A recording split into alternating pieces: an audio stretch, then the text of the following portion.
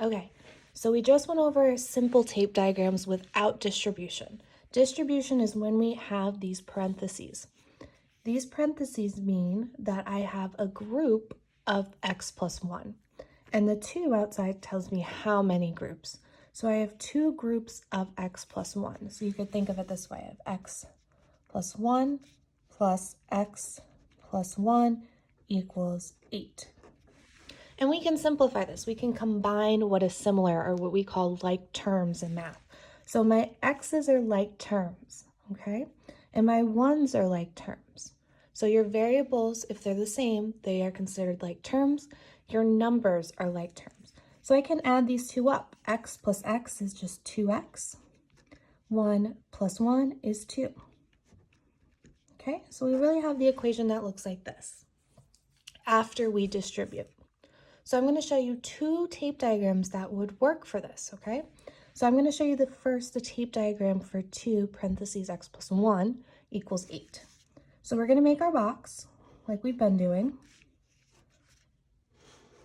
And we said everything over here, the expression, set equal to a number. The number is our total. So this is our total of 8. Now, the number on the outside of the parentheses, which tells us how many groups there are, is how many boxes we need. So we need 2 boxes in our tape diagram, since there's a 2. And everything that's inside the parentheses, everything in the group, is what goes in each box. So x plus 1 and x plus 1. Okay? If you choose to make your tape diagram like this before distributing, you then need to take one step and add up what's similar. So our x's are similar, so we get 2x. And add up our constants or our numbers, and we get 2 equals 8. So now we can solve it. Our tape diagram for 2x plus 2 equals 8 would look something like this. 8 would be here still. We would need 2 boxes with an x. And this box right here would be 2.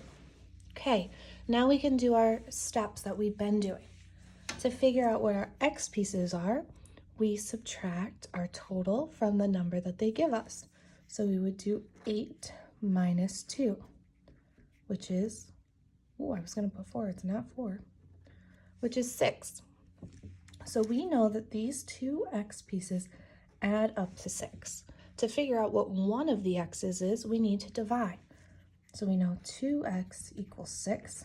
To figure out what x is, we need to divide by 2.